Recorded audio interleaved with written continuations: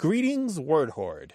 We're here with an exciting option for you, a version of our podcast without any ads. That's right. No advertising interruptions, just the content you love, ready to go in your favorite podcast apps like Spotify and Apple Podcasts. It's another way to support the show, ensuring that we keep bringing you the word stories and language explorations that you love.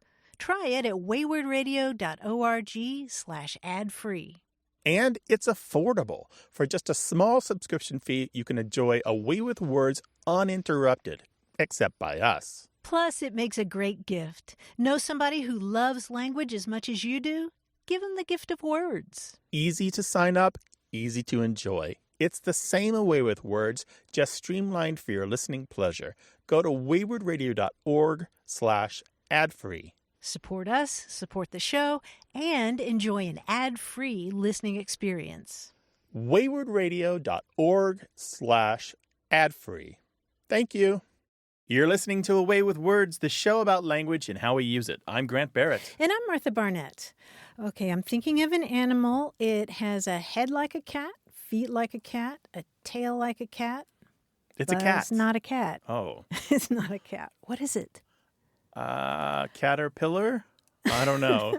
I don't know what. A kitten. Oh, of course. Oh, of course. That's from a book called A Rocket in My Pocket, The Rhymes and Chants of Young Americans. It's from 1948, and I found it on archive.org, which, as you know, is a great resource. Tons of books that you can check out in digital format. Yeah. Thousands of them. Yeah, it's super cool.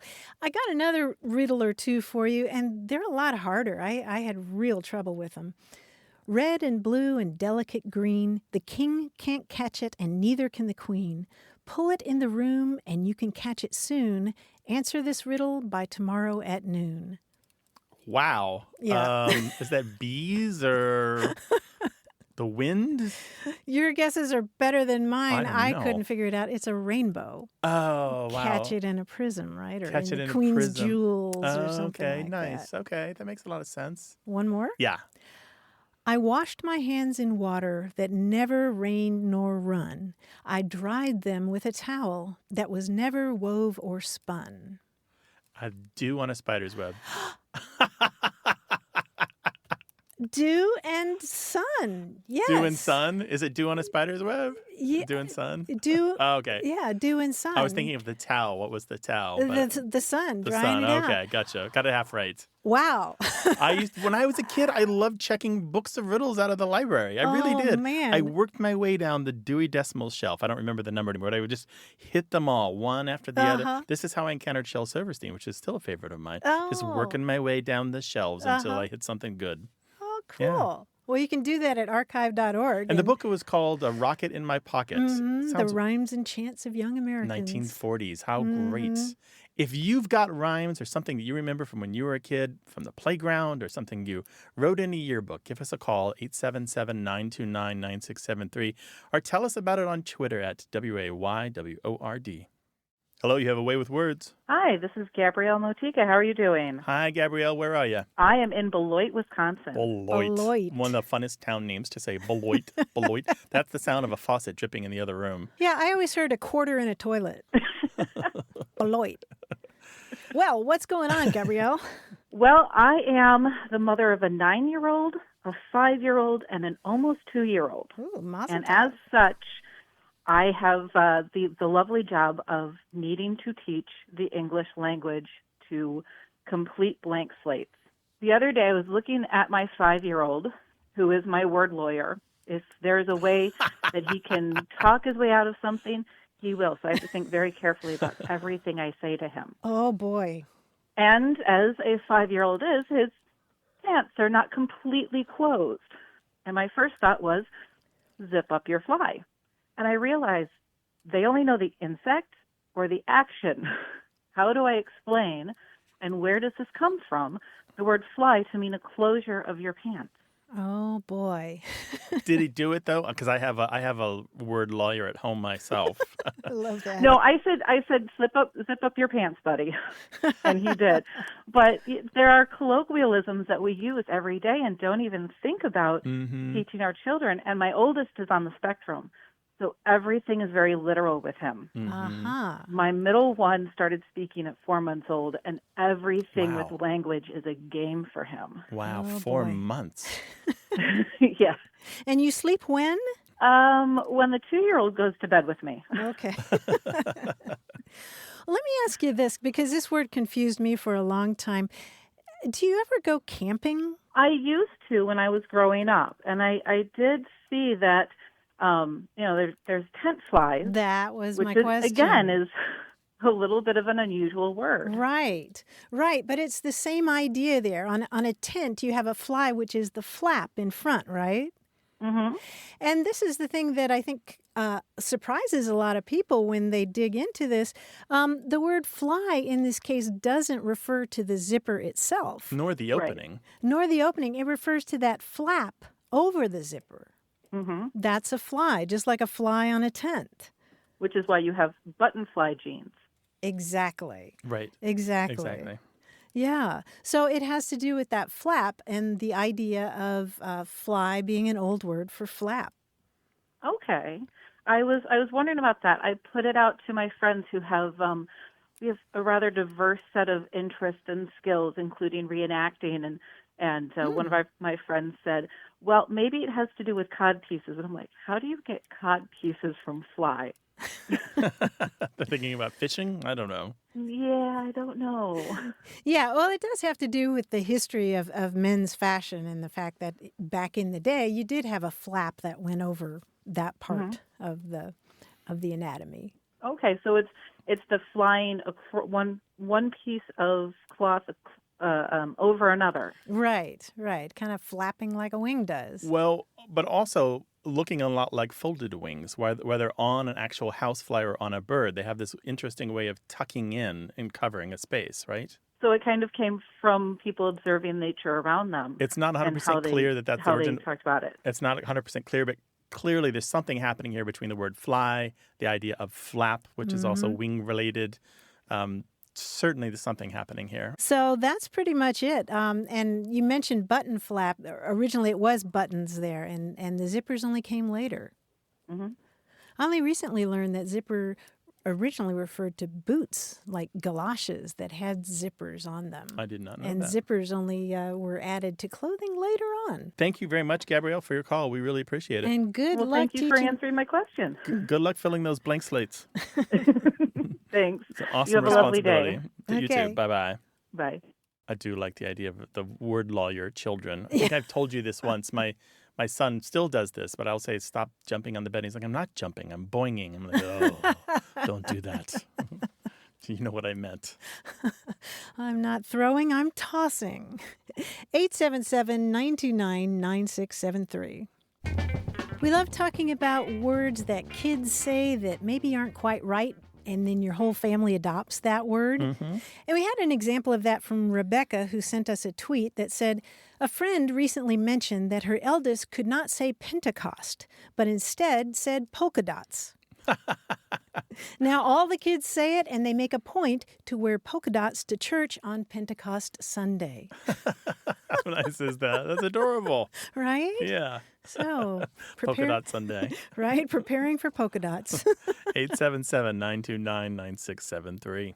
Hello, you have a way with words. Hello. Hi, who's this? This is Eva Zanzow calling from Fairbanks, Alaska. Well, welcome, Eva. What can we do for you? When I was growing up, we would spend the night at our grandmother's house sometimes, and on a hot summer day, she might tell us to go into the back bedroom and raise the window down.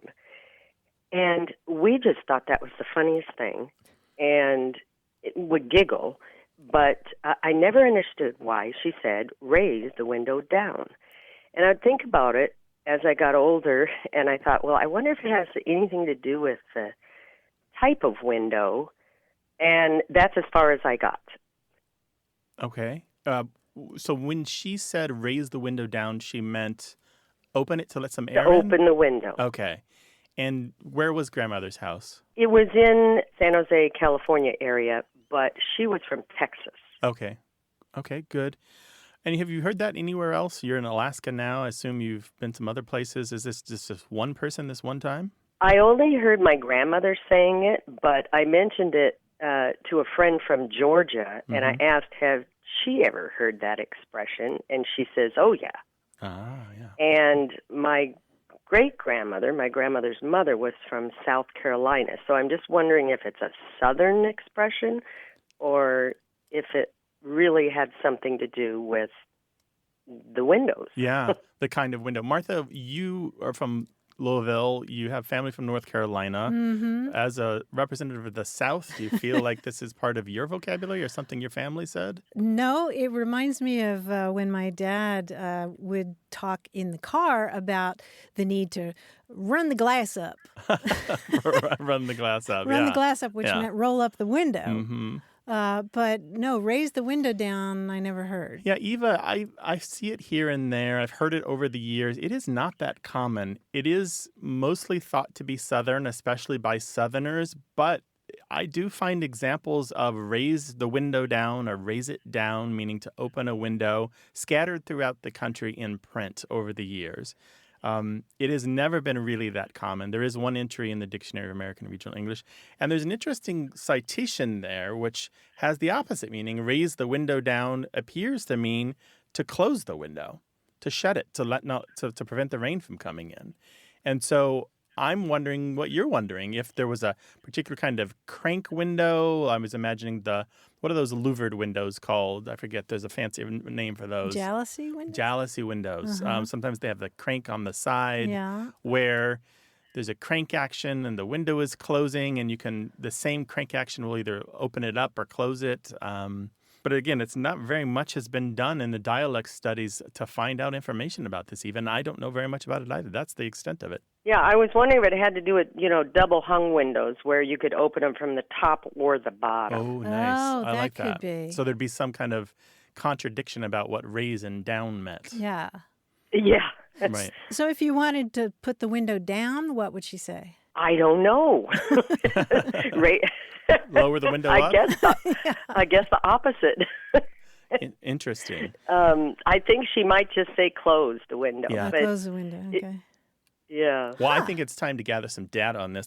I know there are people out there who use or have heard raise the window down to mean lower the window to let the air in, whether in a car or a home. Do call us or email us and let us know who you are and where you are and when you heard it and who said it and what else you think about it. 877-929-9673 or email words@waywardradio.org. Eva, we're going to find out more about this. All right. Thank you. Thank you. Thanks for calling. We had a phone call from Sean Carter, who said that at his office they're kicking around a question about what you call the overhang area on a building where people can drive up and let people off, and there's a roof overhead, like at an emergency room or something like that. And they were thinking maybe it's called an overhang, but that didn't sound right, or a portico. And I didn't know what to tell him, so I called my friend Janine, who's an architect at Steinberg Hart here in San Diego, and she said the term that we're looking for is porte cochere. Ooh. Which is from French and literally means coach gateway or coach door. Mm-hmm. How nice is that? Porte cochere. Oh, architects, they have all the language, don't they? Yes, gorgeous language in architecture. Porte cochere sounds fancier than just porch. Right? 877-929-9673.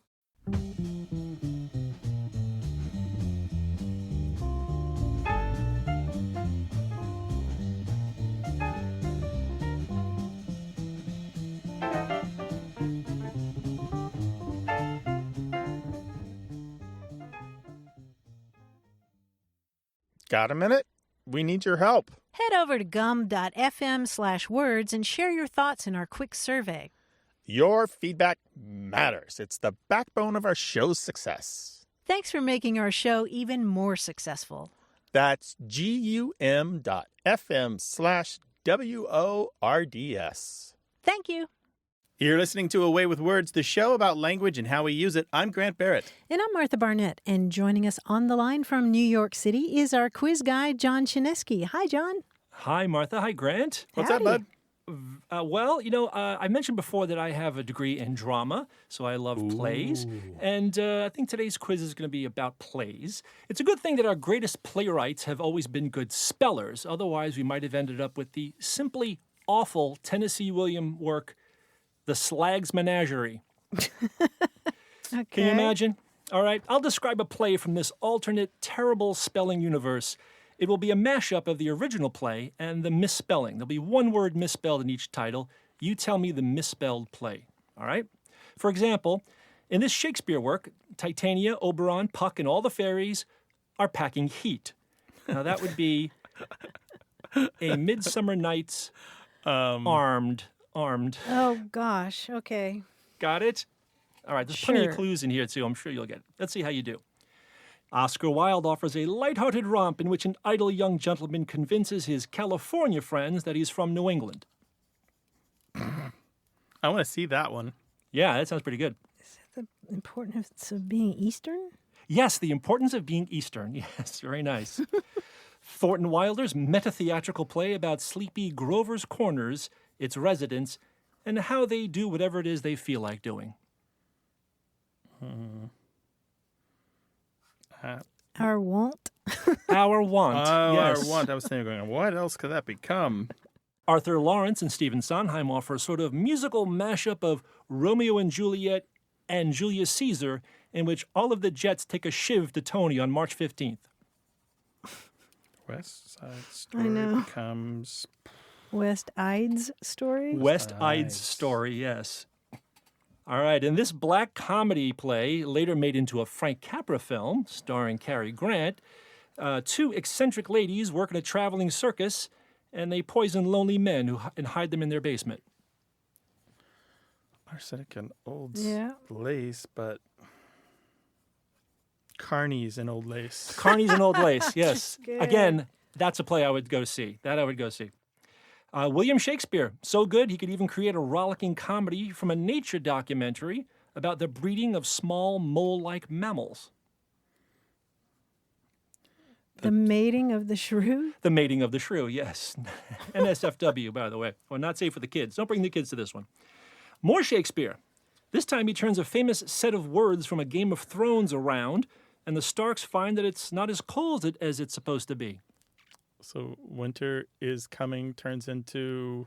A winter's late. The winter's late. Yes, the winter's late. All right, you guys did very, very well. All of these, I retain the rights to these if anybody wants to put these up as a play. So, just so you know. I'd like to see some of these. Sure, me too. All right, and I'll see you guys next week. Thanks, John. Thanks, John. Bye. We've been talking about language, and we'd love to hear from you. So call us 877-929-9673 or send us an email. That address is words@waywardradio.org. Hello, you have a way with words. Hi, my name is Lydia. I'm calling from Madison, Alabama. Hi, Lydia. Welcome to the show. Hello, Lydia. What can we do for you? Well, I had this question about two words. They sounded really similar, but they're spelled a little differently. Oh. It's immigrate with an E and one M, and immigrate with an I and two M's. I could see how these could be confusing. Did you look them up, or you just thought of us and thought you'd go straight to the experts? Yeah, I thought of you guys. Oh, we're so glad you did. Yeah, me too. And the difference between these two words, Lydia, has to do with your point of view. They're two different words, and basically you emigrate when you leave a place. That's with the E at the beginning. Emigrate has to do with leaving, and immigrate has to do with entering a place. So you're traveling in each case, but in one case you're going out of a place, and with the other word, you're coming in to a place. And the way to remember that is the I at the beginning of immigrant has to do with somebody going in, and the E in emigrate has to do with exiting or leaving. Yeah. And there's something kind of permanent about this. It's not just I'm immigrating from the house today to go to work, right? You immigrate from a country when you are going to make a permanent move, or you immigrate to a country when you're going to make a permanent move. Yeah. Yeah. Yeah. I think so too. And another difference between the two is that immigrate, going in, has two M's, and emigrate just has one when you're going out. So when you get to the place, you get a new M. Okay. Does that make sense? Yeah. Okay, good. If you need further clarification, pop us an email, and we'll send you a little note on it, all right? Okay. Do you listen to our show a lot? Yeah. Great. Well, you've helped a lot of other people understand these words too, Lydia, so we're really glad you called. Thank you. Thank you. All right, bye, Lydia. Take care. Bye. Bye-bye. You know, sometimes kids ask the best questions. Right. And we'd love to hear from more of you. So give us a call, 877-929-9673, or send us your questions in email. That address is words@waywardradio.org.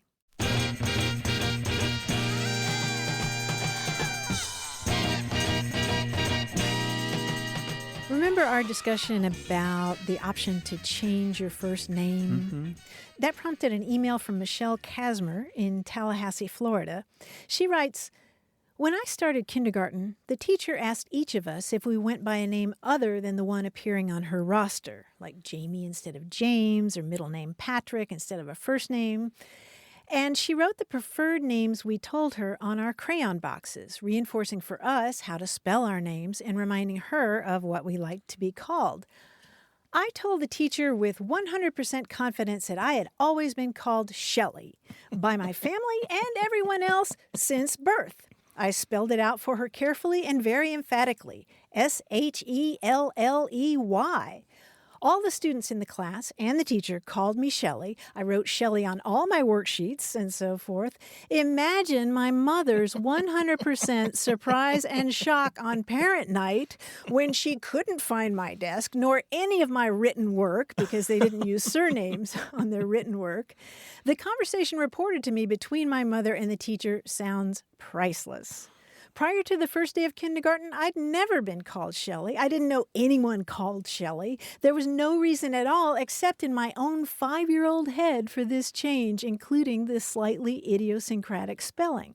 I remained Shelley for all of kindergarten and then went back to Michelle starting in first grade.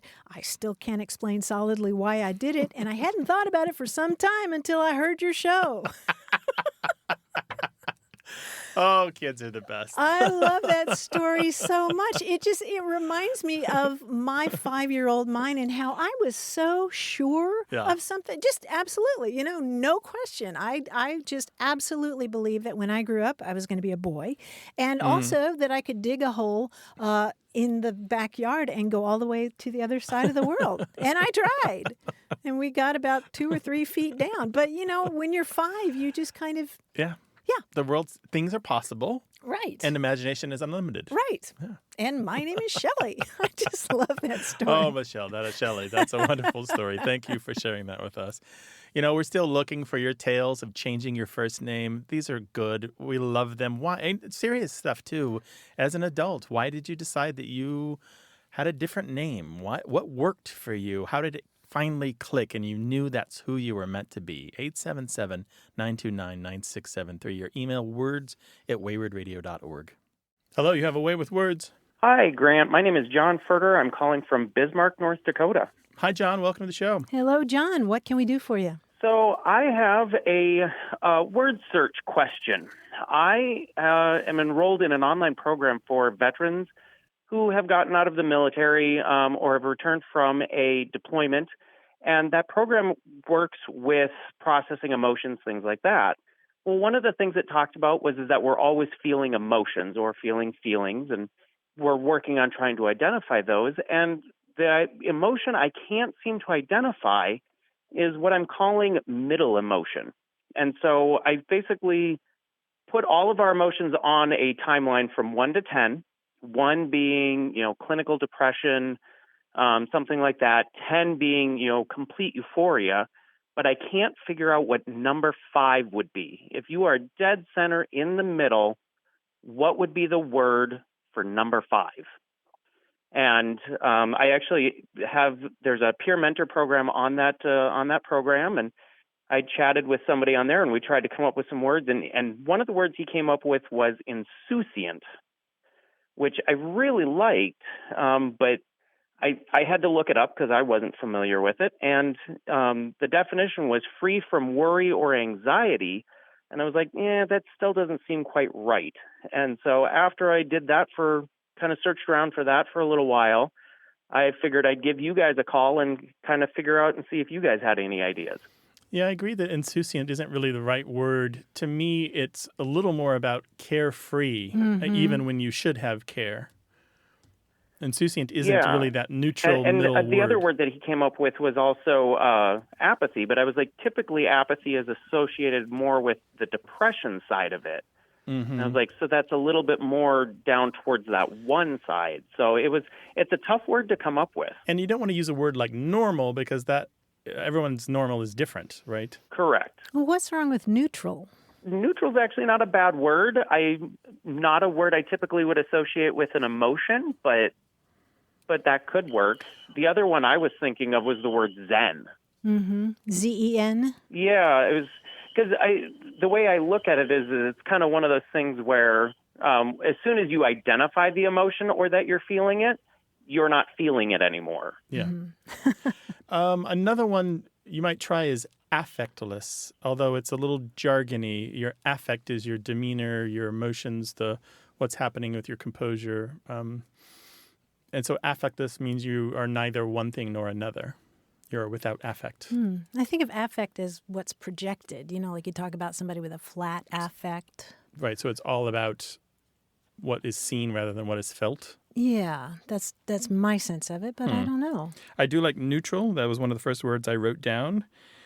We're really talking about the middle of the median, right? Because your really negative isn't the same as my really negative, and your really positive isn't the same as my really positive. Like even our neutral isn't going to be the same. We each have a different emotional range. Right.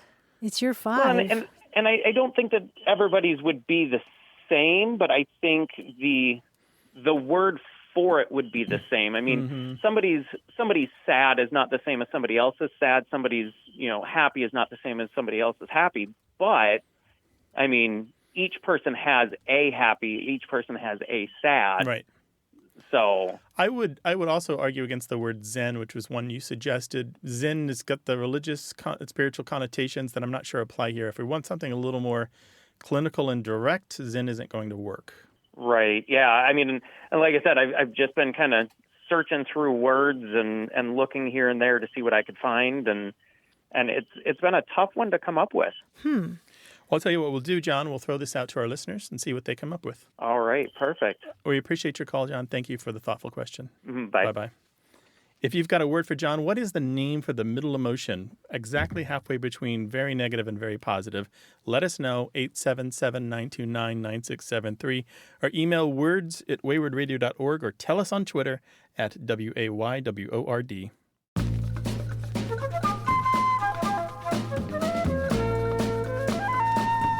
If you see somebody who's trying to make themselves look attractive by messing with their hair, putting on makeup, and sort of straightening up, you might say they're preening. They're trying to look especially good. Or primping, Yeah, primping or preening. Preening, of course, refers to the action of birds, and arranging their feathers. What I didn't realize until recently is that there's another wonderful word, allopreening. Can you guess Allo, is that A-double-L? Yes, A-double-L-O, preening. I don't know what that would be. That's what birds do to each other. You preen somebody else. And I kind of like that as a metaphor for, you brush the lint off of your sweetie's lapel or something like that. Yeah, make sure the collar's turned the right way and the tie is straight, that sort of thing. Yeah, allopreening. 877-929-9673. Hello, you have a way with words. Hi, this is Julie Shea from Greenwood, Indiana. Hi, Julie. Welcome to the show. Hello, Julie. What's up? For years and years, my mother, she'd see somebody really dressed up, and she'd say, "Look at that. She's dressed better than Miss Astor's pet horse." And I wondered if that was just a Midwestern thing, or if that was something she made up, or if you'd ever heard of it. What are we talking about here? Are we talking about tuxedos and top hats, or fancy gowns and diamonds, tiaras? Are we talking about even further beyond that? No, just really simple. I mean, someone that's just really, dressed really, really nice. Okay. That would be her way of, I think, always saying, oh my gosh, she just looks fabulous. Okay. Okay. So it's not about fancy clothes, it's about good presentation? Yeah, I think so. That's the way I kind of took it as I grew up. I remember when I was a little girl, she said that, and I was like, what? I said, who is this Miss Astor, and why is she putting clothes on her horse? Yeah, why? Martha, why was Mrs. Why would Astor you putting do clothes that? on her horse? Yeah, What is right. wrong with Mrs. Astor? Right. Oh, well, her horse was very modest. Well, we all like to dress Right. up our pets a little. Pets in human clothes. That's funny, Yeah. right? It's cute. Yes. Well, the Astors historically were a very, very, very wealthy family in this country. They were definitely in the 1%. And so if you're talking about Miss Astor's pet horse, then that horse is going to be living in the lap of luxury. And it's not just a horse. I mean, there are lots of different variations of this expression. Miss Astor's pet cow, Miss Astor's pet pony, Miss Okay. Astor's plush horse, Miss Astor's billy goat, all reflecting the idea that Mrs. Astor, whoever she was, in this big and very wealthy family in this country, had a ton of money. She was loaded. And so the term Astor's pet horse means an overly dressed up or made up person. And a lot of times you hear it more in the North than any place else. In this country. Mm-hmm. Right. We're talking one of the wealthiest families in the history of this country. As in Waldorf Astoria. Well, yeah, Waldorf Astoria. But, there were a lot of Mrs. Astors. Yes. But the one that we're talking about was Caroline Skirmerhorn Astor. There's a subway station with the name of Skirmerhorn in Brooklyn, which is... but they were incredibly wealthy, and she led what were called the 400. This was the list of the top people in New York City that you wanted to be a part of. This meant that you had arrived, you were invited to all the parties, you married into the right families, da-da-da-da. You got invited to the right clubs. And she was it for a very long time until she died in 1908. She would have these fabulous parties with all this decoration, and including literally dressing up her horse. She actually did that. Wow. Yeah. That is so neat. Yeah, How that is about so that? neat. So, and it just carried from state, all over the country then. Yeah. They were People saying that and picking it up, yeah. I wouldn't call them the Kardashians of their day, but certainly they were the kind of thing that if you were if you were of lesser means, you might read about the Astors with some jealousy or They were on the some front admiration. headlines. Yeah. Right. People also use the term astropurious, which meant very haughty. Oh, my, yeah. So there you go, Julie. Well, thank you so much for having me on and answering my question. I'm Thank glad you. to have Thanks you. for calling. Take care. Bye-bye. Take care. Bye-bye. Bye. So if there's a word or phrase that's been kicking around your family and you're curious about it, give us a call, 877-929-9673, or send us an email. That address is words@waywardradio.org. Here's another little rhyme from A Rocket in My Pocket, the rhymes and chants of young Americans. It goes, when the donkey saw the zebra, he began to twitch his tail. Well, I never, said the donkey. There's a mule that's been to jail. Nice. The zebra is a mule that's been to jail. Wonderful. Wonder what it did. 877-929-9673. Email words@waywardradio.org or share your childhood rhymes on Twitter with us at WAYWORD.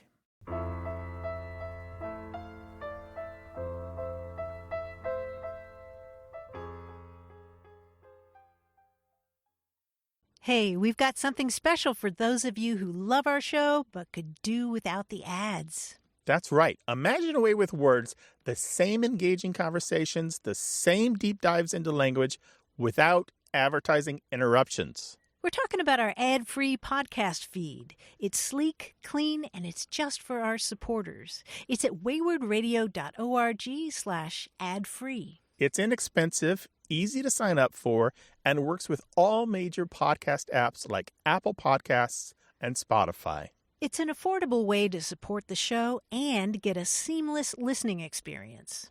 And if you're feeling generous, why not give a subscription to another Away with Words fan? That's waywardradio.org/ad-free. Sign up today. Your support means the world. waywardradio.org/ad-free. Thank you. You're listening to Away with Words, the show about language and how we use it. I'm Grant Barrett. And I'm Martha Barnett. I want to talk about an old word that deserves to be revived. But in order to do that, I need to talk about storks. Oh. and specifically white storks in antiquity. They had a really good reputation in a lot of cultures. The Hebrew word for stork is hasidah, which means the kindly one, and it comes from the word chesed, which means loving kindness. So it's a bird that does acts of kindness. And among the Greeks and Romans, storks were known for being especially affectionate with each other and nurturing with their young. And it was said that the young, in turn, would come back to the nest and support their parents when the parents got old. And the Greeks and Romans believed that the young storks would pluck their own feathers to keep them warm and go hunt for them and bring them back food the way that their parents had done for them. Isn't that beautiful? Mm-hmm. And maybe they thought that because storks tend to go back to the same nest again and again, and they nurture their young for a particularly long time. Anyway, the Greek word for stork is pelargos. Oh. Ding, ding, ding. Are you thinking? I think so. Okay. For a long time in ancient Greece, there was a law called the pelargonia, from the word for stork, that required the adult children to care for their parents. And the Romans had a similar requirement, the lex ciconia, which meant stork law. And there was also a word that eventually found its way into English, all the way from ancient Greek via French. And that word that showed up in the 17th century is antipelargy. Antipellargy. Antipelargy, which means don't abandon your parents? Pretty much. In a 1656 book of words, it says that antipelargy is the reciprocal love of children to their parents, or, more generally, any requital or mutual kindness. Isn't that gorgeous? That's very wonderful. Antipelargy. Well, the reason I had an aha moment is that I recently took out some plants that weren't thriving in front of my house. Oh, I'm having an aha moment too. I dug up the plants, and I wanted something that would thrive in Southern California and not require a lot of upkeep and maybe put some scent in the air. So I came across pelargoniums, which are also known as scented geraniums. I installed the cinnamon one and the apple one, I think the chocolate one, and there's like a whole bunch of these, and they're vaguely like, the lemon one is very limiting, the cinnamon one's close, but the apple one's very far. But they're thriving, they're doing very well. So I have 4 different kinds of pelargonium in front of my house now. That's the Latin genus name, and there's all the different subspecies and species. Yeah. Pelargonium, which comes from the bill-shaped seed pod. Oh, how about it's that? It's also called stork's bill. You know, never take on the woman who wrote the book about flower words. She's going to know it. Yeah, you've got stork's bill all over your yard. I do. And they're beautiful, and they're thriving. They're doing very well. Yeah. And it comes from the Greek word for stork. But antipelargy is such a gorgeous word, you know, children looking after their parents. And anti in that sense means sort of reciprocal or giving back. Gotcha. Sort of like not antiphonal opposite. Music is going back and forth. So there's a mutuality there. The world is complex. Language is interesting. We're doing a show about it. We want you to be a part of it. 877-929-9673. Email words@waywardradio.org. Hi there. You have a way with words. Hi, my name is Cindy Fine. I'm calling from Spokane, Washington. And I have a question about some colloquialisms that I heard from my father when he was growing up as a child in the mid-1930s to late 1930s. His family lived in Powell County, Montana.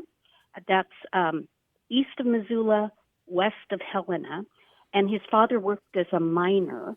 So the terms that my dad would use, one was tapper light, as someone was leaving to kind of say farewell, good luck, be well. He would send them off with that phrase, tapper light.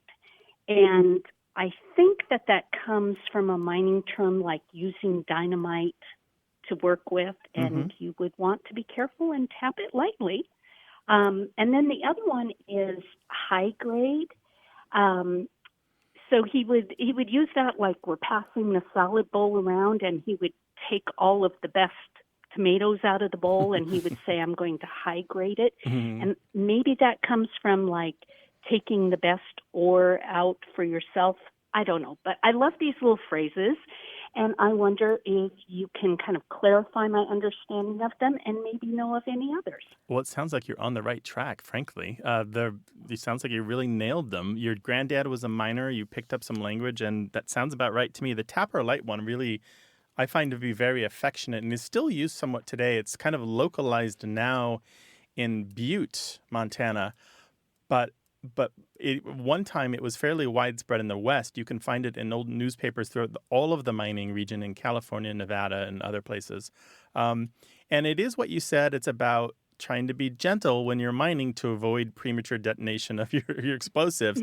But it's also about being relatively gentle to avoid cave-ins and rock slides and all these other things that can cause death. Mining seems like a brute force job, and it kind of is, but it also involves a lot of care and a lot of safety and a lot of precaution. So yeah, tap or light. It's like saying drive safely when someone leaves the house. Uh-huh.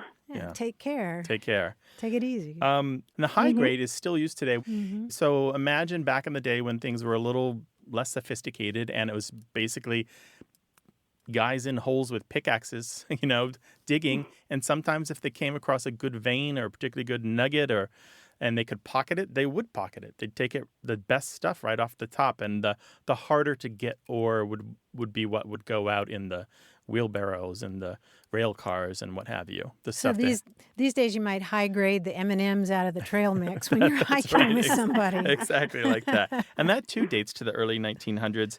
Cherry pick basically is what most of us would say today, or to pick over, right? Also used in logging and fishing, by the way, to talk about stealing.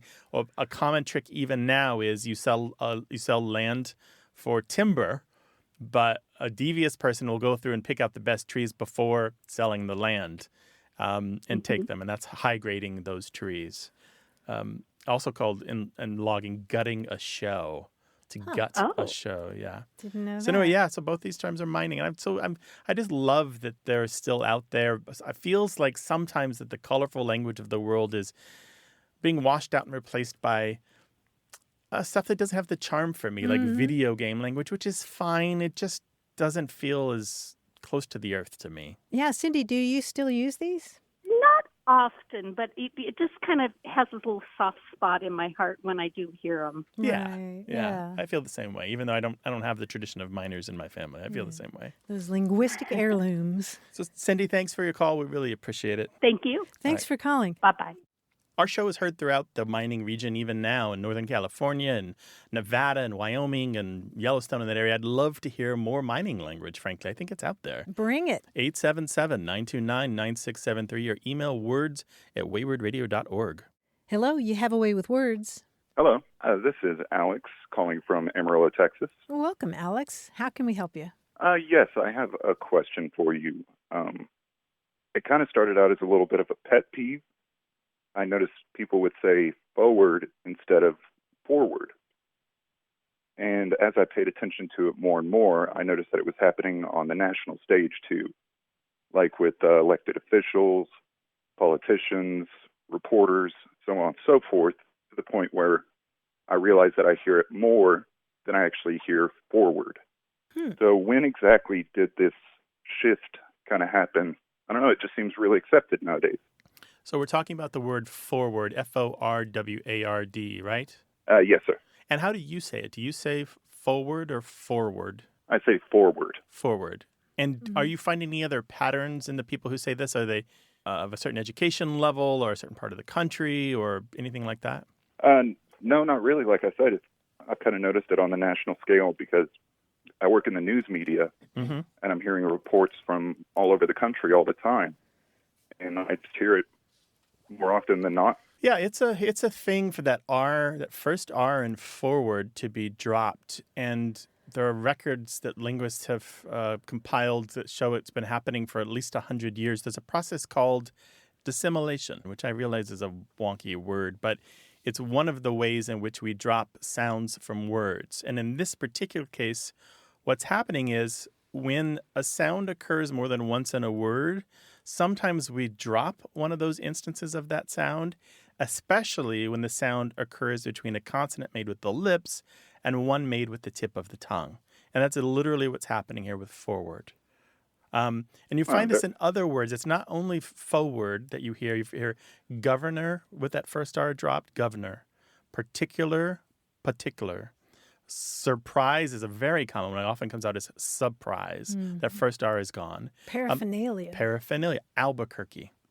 That first R just poofs goes away. Oh, and there's an R. There's an R. Yeah, there's an R there.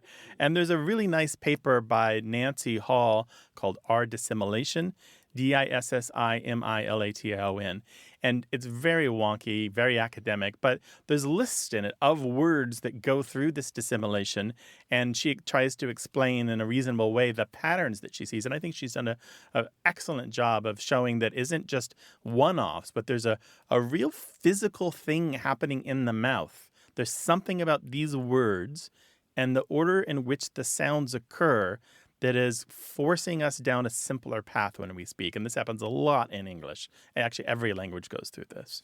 So the other thing that I want to note here is I am not surprised that you've heard this on the national stage from a lot of national news media, because I have seen evidence that some people believe that forward is the only correct pronunciation of that word, and they teach it to their staff. And I've heard of this, and I think it's a mistake. But I think they're modeling it on a British pronunciation, first of all. They're modeling on old East Coast white male pronunciations from the late 1890s. And they're also thinking of the word toward, which some people believe should only be pronounced as toward. So they're teaching people to say it that way, which for right or wrong, I think it's incorrect. But lots of people are doing it. And I've got a soup spoon. I can't stop the tide, you know? I have a friend from New York who says there's no R in forward, and if there is, it's optional.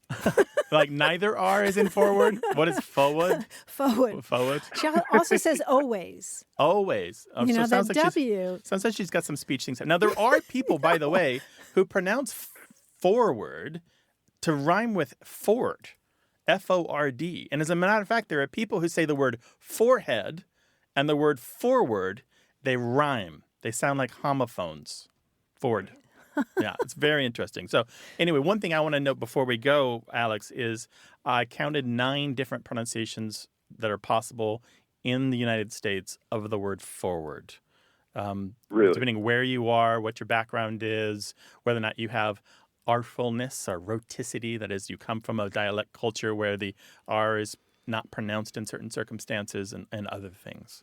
So it's got a track record for being kind of an ambiguous word. The oldest words have these 2 conflicting characteristics about them. One is the oldest words tend to be very stable, but the thing is, if they had multiple forms back in the day, they may still have multiple stable forms now, and I believe forward is one of those. Well, that's super interesting. Yeah, language is interesting. We should do a show about that. Let's.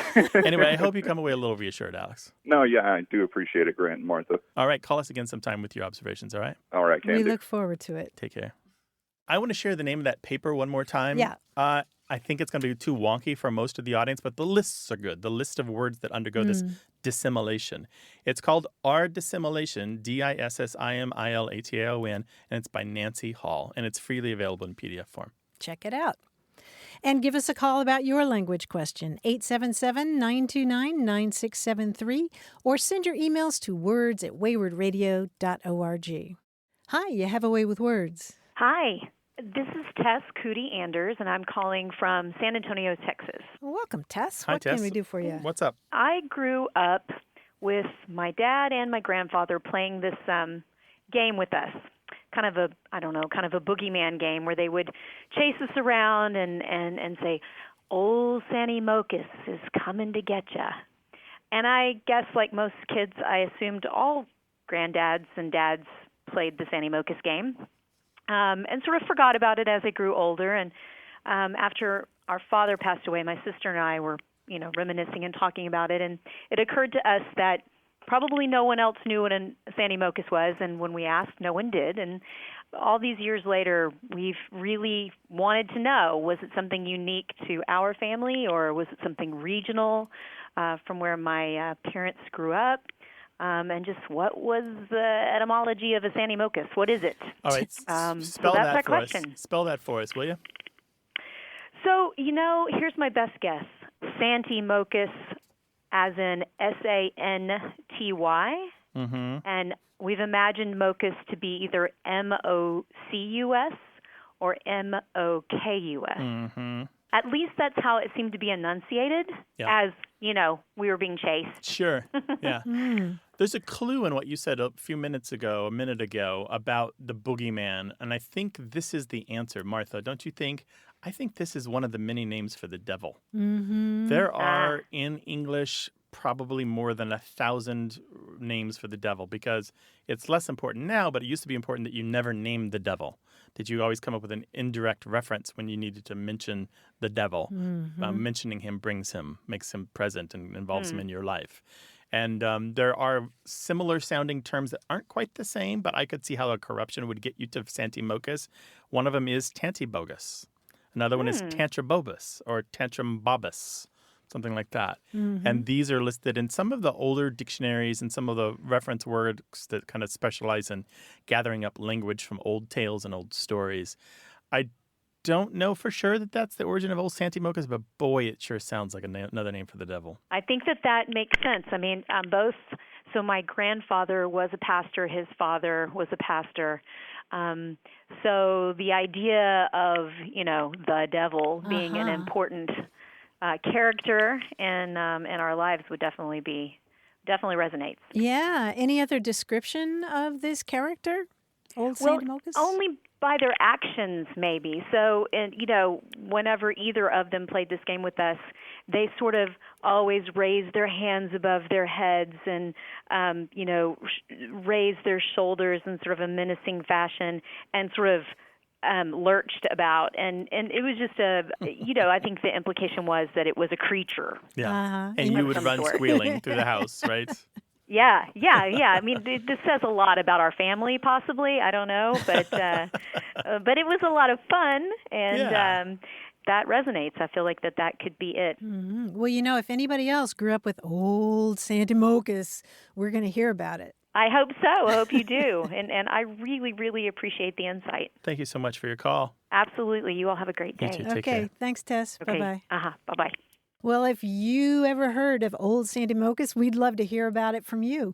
So give us a call, 877-929-9673, or tell us about the other boogeyman in your life.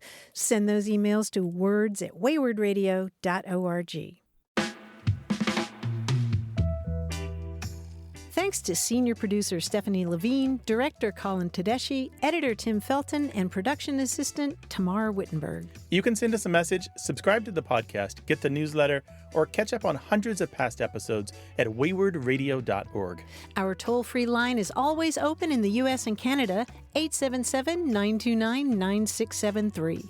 Or send us your thoughts to words@waywardradio.org.